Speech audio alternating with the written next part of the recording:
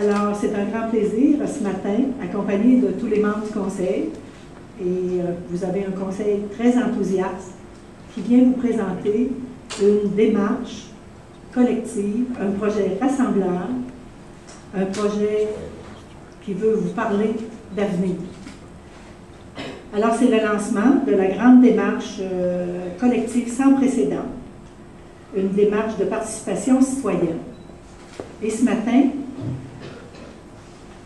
la mairesse et les conseillers vous parlent aussi comme citoyens, comme citoyennes. Et nous invitons et nous voulons que les citoyens s'expriment sur l'avenir de leur ville. Alors, c'est une démarche d'engagement, comme je le disais. Donc, c'est une invitation à tous les citoyens à rêver la ville, rêver leur ville et d'imaginer le futur du centre-ville. Et même, on pourrait rêver au-delà, c'est-à-dire rêver des projets de développement qui pourraient dépasser le cadre du centre-ville. C'est une démarche de participation. Alors, nous voulons faire une distinction entre une démarche de participation et une démarche de consultation. Une consultation, c'est lorsque l'on présente un projet à faire commenter, un projet à discuter.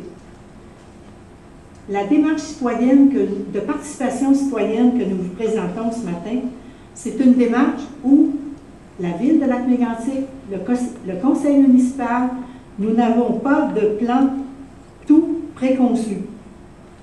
Nous voulons connaître les idées des citoyens, des projets qu'ils ont et leur vision. Alors, c'est une invitation à la participation citoyenne. Le grand objectif de cette démarche de participation citoyenne, à la fin d'une période qui débute maintenant, en mars, et qui se terminera en septembre. Alors, ce que nous souhaitons à la fin de ce grand processus, c'est concevoir un plan de reconstruction du centre-ville qui établira clairement notre vision et les orientations à prendre. Une grande condition, une seule grande condition, la Ville de Lac-Mégantic veut adopter un plan de reconstruction, un plan directeur selon une approche de développement durable. Alors, une approche de développement durable, c'est une approche qui intègre les trois dimensions.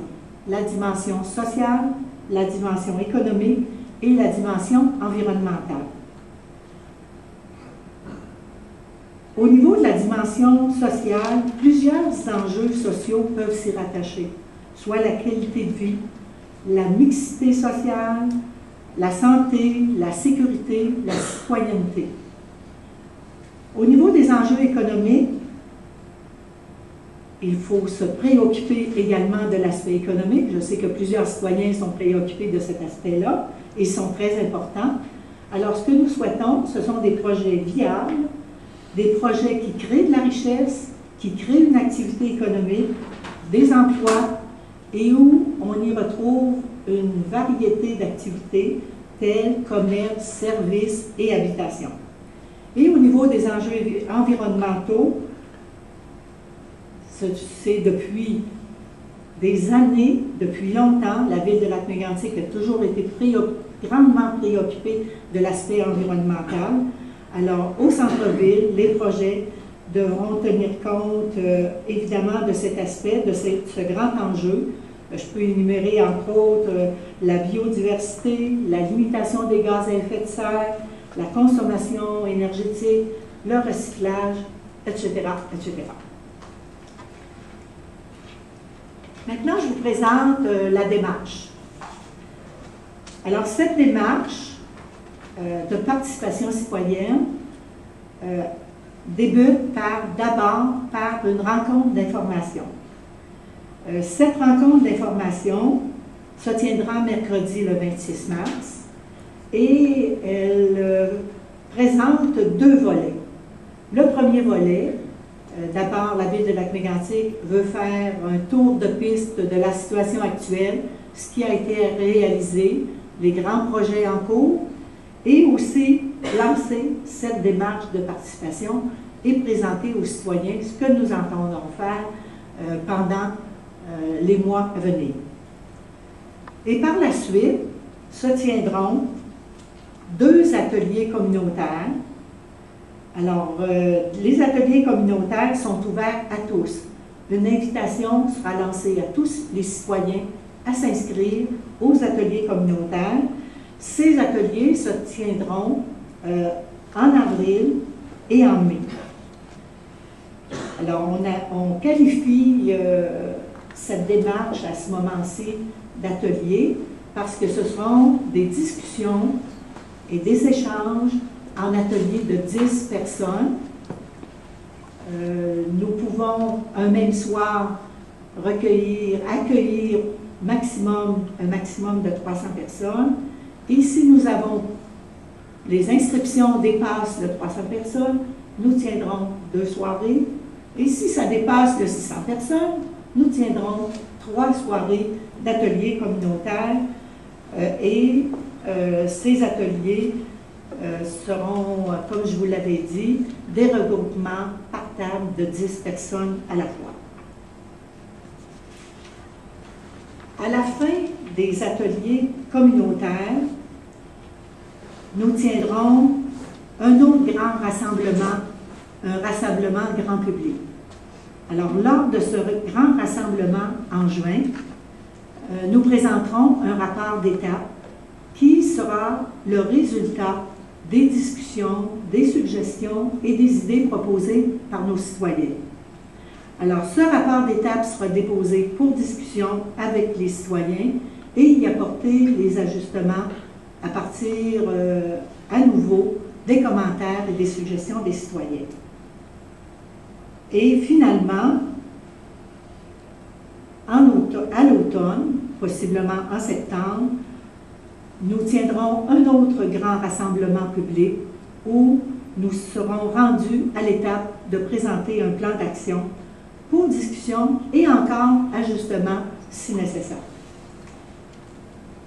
Alors, je résume. C'est une démarche en 3 volets. D'abord, on s'informe. Deuxième volet, on discute. Et 3e volet, on passe à l'action. Alors, on s'informe. Je rappelle la rencontre d'information publique le 26 mars et aussi plusieurs activités de communication seront mises en place, soit des rencontres sur le terrain, un site web dédié à réinventer la ville, une infolette et les bulletins municipaux et possiblement d'autres activités qui pourront s'ajouter pour que les citoyens puissent suivre au fur et à mesure le déroulement de cette grande démarche. Le volet 2, ensuite on discute. Alors ici, on fait référence aux ateliers communautaires, les 2 ateliers communautaires en avril et en mai, et aussi à la consultation sur le rapport d'étape qui se tiendra au mois de juin.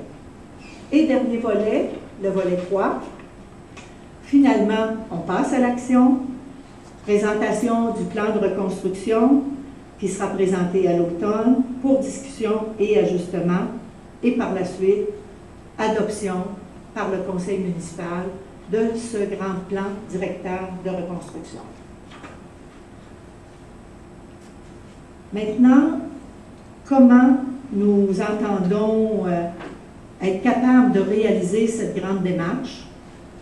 Alors, le conseil municipal a formé un comité d'aménagement et de mise en œuvre, qui est qu'on appelle le CAMEO, en raccourci, un comité de mise en œuvre et d'aménagement du centre-ville. Nous savons tous que nous avons actuellement 3 grands champs d'activité. Il faut continuer à gérer au quotidien. Il faut continuer de répondre aux besoins actuels d'urgence et de réhabilitation des citoyens sinistrés et de relocalisation du secteur commercial. Et aussi, il faut penser, planifier, organiser la reconstruction du centre-ville. Et c'est pour ce faire que le conseil municipal a créé une table de concertation qui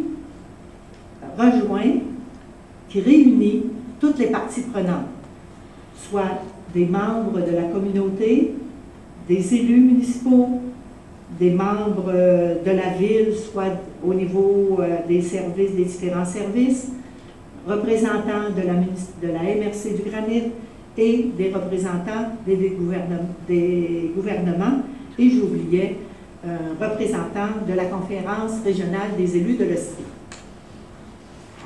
Quel est le rôle de ce comité, de ce caméo?